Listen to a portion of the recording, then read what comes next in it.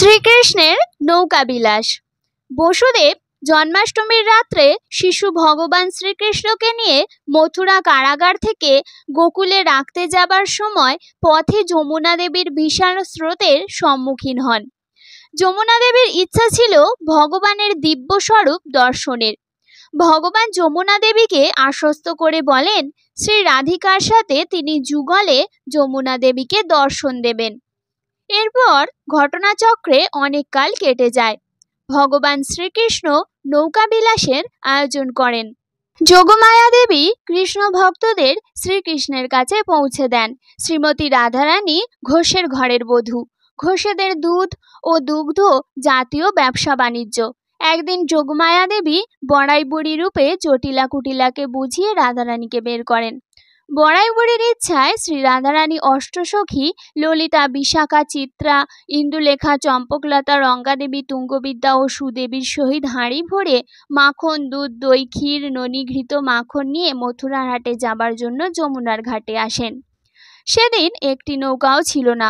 ভগবান শ্রীকৃষ্ণ একজন মাঝির ছদ্মবেশে একটি ভাঙা নৌকা নিয়ে আসেন। অন্য নৌকা না দেখে বড়াই বুড়ির সহিত অষ্টসখী ও রাধারানী ওই নৌকাতে ওঠেন। তারা বুঝতে পারেননি যে ছদ্মবেশী মাঝি আসলে নন্দের নন্দন। গোপীরা যমুনা পার হবার জন্য শ্রীকৃষ্ণকে অনুরোধ করলে শ্রীকৃষ্ণ তাদের বলেন, তোমরা তোমাদের সব জিনিসপত্র ও গাত্রভূষণ ত্যাগ করো, নতুবা নৌকা ডুবে যাবে। এখন ভেবে দেখো, ওপারে যাবে না আপন বাড়ি ফিরে যাবে। তোমাদের আভরণ অত্যন্ত ভারী, শীঘ্রই ওগুলো ফেলে দাও, নতুবা নৌকা ডুবে যাবে। তখন গোপীরা তাদের সমস্ত জিনিসপত্র এবং অঙ্গের আভরণ সব যমুনার জলে নিক্ষেপ করেন।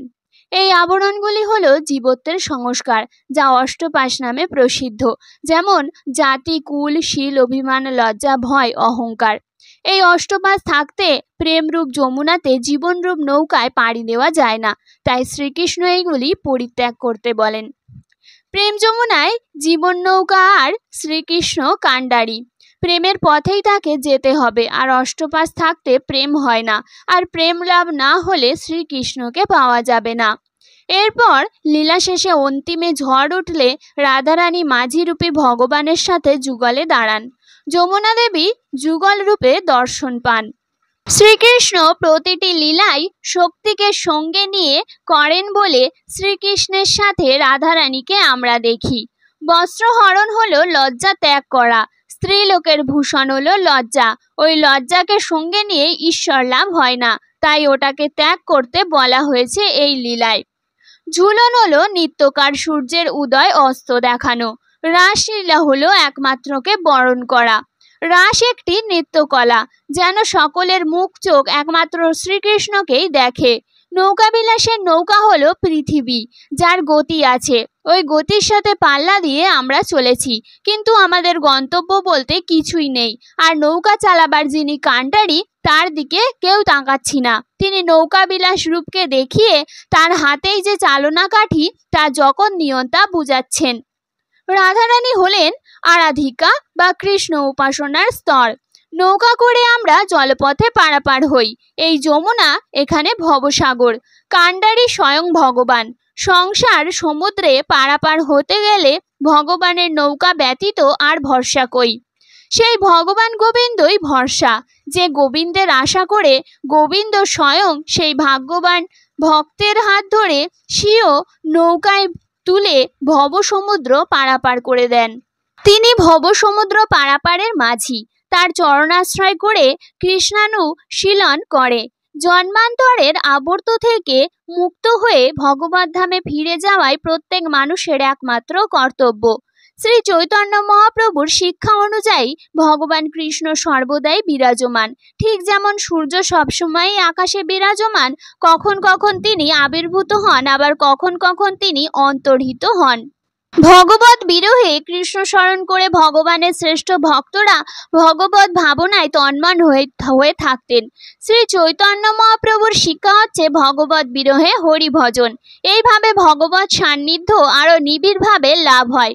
আমাদের দেহটিকে যদি একটি রথের সঙ্গে তুলনা করি, ইন্দ্রিয়গুলোকে যদি 5টি ঘোড়ার সঙ্গে তুলনা করি, পঞ্চ ইন্দ্রিয় 5টি ঘোড়া, তাহলে এই রথটি চালাতে ঘোড়াগুলিকে সংযত করার জন্য লাগাম দরকার। লাগামটি হলো মন। তাহলে এই মন দিয়ে ইন্দ্রিয়গুলিকে সংযত করতে হবে। আবার লাগামটাকে সংযত করতে হলেও একজন সুদক্ষ সারথি বা চালক প্রয়োজন। এখানে বুদ্ধি হচ্ছে সারথি। আবার বুদ্ধি নিজে নিজেও যথার্থ সারথ্য করতে পারে না। যথার্থ সারথি কৃষ্ণ। আমাদের বুদ্ধিটি যদি কৃষ্ণকে অর্পণ করি, তাহলে ইন্দ্রিয়গুলি পরিচালিত হবে মনের দ্বারা। মনটাকে কৃষ্ণকে অর্পণ করতে হবে। লাগামটা কৃষ্ণের হাতে তুলে দিতে হবে। লাগামটা যদি কৃষ্ণের হাতে তুলে দেওয়া হয়, তাহলে ইন্দ্রিয়গুলি সংযত হবে, রথটা চলবে ঠিক মতো। দেহরূপ রথটা যদি ঠিক মতো চলে, তাহলে আমাদের গন্তব্যস্থানটি হয় ভগবত ধামে।